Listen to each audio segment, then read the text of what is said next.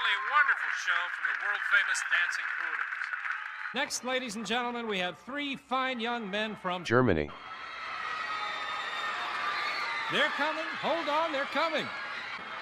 Here they are. Panzerwaffe.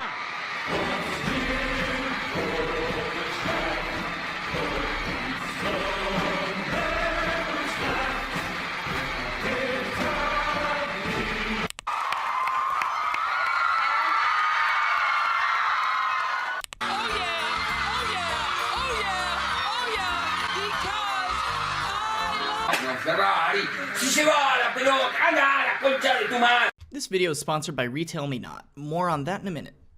So this is part 2 to my previous German tank video where I left off talking about the production methods that slowed the number of tanks available on the battlefield. These changes became the hallmark of the next era of German tanks, the Gen 3s, which are what most people think about when discussing German tanks, the Tiger, Panther, Tiger Ausb, or Tiger II. These tanks see Germany shift from an emphasis on speedy, maneuverable tanks to thick boys with big dick energy.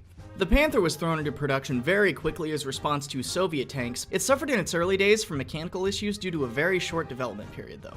The Tiger I had been in development before the war, with the initial design being proposed in 1935 for a large breakthrough tank, that would later grow from a first proposed 30-ton design to a 57-ton in the final Alf's E variant. These tanks would have some teething problems, but in their later variants the reliability issues would be addressed, although not completely fixed, with some of these late war problems being detailed in the post-war French Panther report. The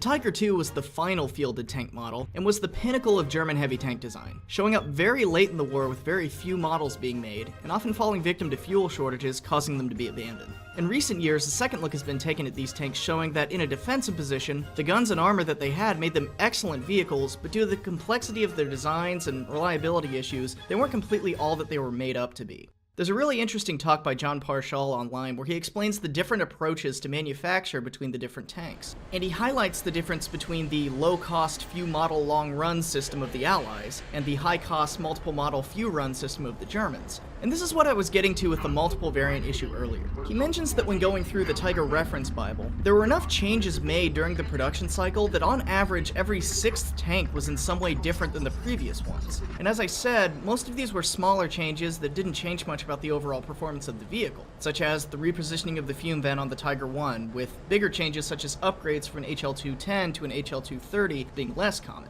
But it shows how often changes to the design were made that would overall slow down the production process, causing fewer units to be produced that rarely make any sweeping positive changes to the capability of the vehicle that redesigning more important parts such as the gun or the power system would have. And these are the changes that you see made in major increments in the Allied factories that kept older designs relevant. Despite this though, Gen 3 German tanks, when implemented correctly, did perform quite well on the battlefield, which makes sense with them having very powerful guns being used mostly on the defensive. However, because they are on the defensive, kill counts for German tanks are very difficult to reliably track, and they have most likely been inflated over the years. The most obvious symptom of this is the near hero worship of German tank aces and their kill counts that aren't based on anything very substantial. I'm sure a lot of you have seen this image before on some sort of forum or newsfeed, and you might have wondered for these big claims being made where these numbers came from. And the answer is, frankly, very unreliable places. German tank ace kill numbers come from two main places: claims from the crews themselves in memoirs or field reports, or propaganda pieces from the time shown to the general public in Germany to create a continued hope for the war effort. And it should go without saying that neither of these are very reliable sources for numbers. Memoirs are troublesome in general just because they're often not sourced or poorly sourced and are very open to personal bias, and the propaganda newsreels are exactly that: propaganda.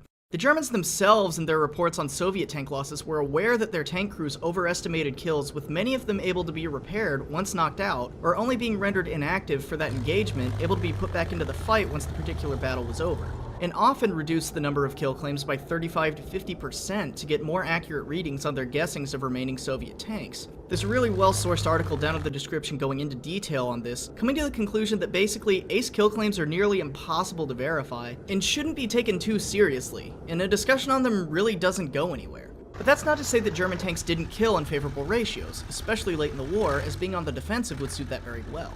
Germany closed the war in an interesting spot as they had a few tank designs that they were working on that didn't get past the trial phases before they were utterly destroyed at the end. including the super heavy Mouse and E100, along with a whole new line of standard Panzers that would replace the current line of tanks with different classifications of models that would share as many parts as possible to simplify production and repair. The Mouse had 2 prototypes completed that the Germans destroyed before the Soviets could get to them, with one still surviving made up of the turret of one and the hull of another. The E100 had one prototype that wasn't yet completed, that was found by the British at the end of the war, taken back to Great Britain and later dismantled. A lot of people think that these super heavy vehicles, had they gone into production and seen action, would have been very successful due to the two-dimensional look at vehicles that various tank games have promoted, with the idea that more armor and a bigger gun in a vacuum means a better design. But both of these tanks, that could have only been made in small numbers, would make very big targets on the battlefield that, although hard to punch through, would be slow, poorly maneuverable targets for things like fighter bombers, or large caliber artillery. Or even infantry if one of these large tanks was out unsupported, and probably would not have made really any difference in the grand scheme of the war. Sizing up these large behemoths, the pinnacle of German tank production as it were, really gets me to my final point. The biggest criticism that German tanks get is that the Gen 3 tanks, although impressive, should have been ignored in favor of producing more Panzer IVs or other vehicles that would have been made in higher numbers to play the same production game that the Allies were. The issue is that Germany was not set up in any way to play the numbers game. Even if you focused more on Panzer IVs, the fuel and manpower shortages would still curtail the numbers of them that you could have deployed at the cost of less capability from the vehicle that you send out. Yes, the German Gen 3 tanks are overcomplicated, and they were really like taking a nice sports car to a demolition derby. But although it wasn't the best strategy, it was the best option out of a list of bad ones in the situation that Germany had backed itself into. And I know I sound like a broken record at this point, with all the videos that I've made about this, but by the time this last generation of tanks makes it to the field, Germany is in an economic war that it can't win. So although the loss of one tank is a huge loss to the Germans compared to the loss of one tank for the Allies, it's hoped that it can take out enough Allied ones before it's destroyed to make it worth it, by it being the best thing that it can be. Now, the reliability issues sort of fly in the face of this, but the things that would have resolved these issues, such as engine development and stronger tooling, take time to create, time that Germany didn't have. So the option they went with at the end of the war, although vastly different from what they wanted going into the war with fast tanks for maneuver, was the best option they had left to go with out of a need for more performance out of every vehicle, pushing them towards the only solution they could economically afford that was the best of a bad situation. Now, as you can imagine, these tanks were not cheap, but the Germans were stuck paying full price because they had no other option. When it comes to your own purchases, that doesn't have to be the case. Retail Me Not is a free search tool that searches the internet through thousands of coupons and deals for anything you might need, including clothes, electronics, travel, restaurants, even prescription drugs. They now have a free browser extension called Retail Me Not Genie that you just have to install that works in the background all of the time on any sites you use. And it's compatible with all major web browsers.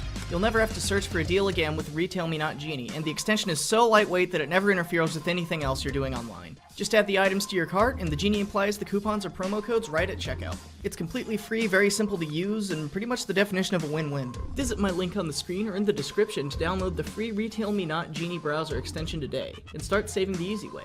They would also like to offer a giveaway so that you can enter to win a $100 Visa gift card by downloading the Genie browser and letting us know in the comments what deal you're most excited to use. We'll pick a winner from the comment section below. I'd like to thank my patrons on Patreon for making these videos possible. I only have a few more countries left to do in this series, but I'd be interested to hear what everybody wants to see next. So if you have a certain country out of France, Soviet Union, any of the ones I haven't covered yet, let me know. Thank you all for watching, and I'll see you on the next one.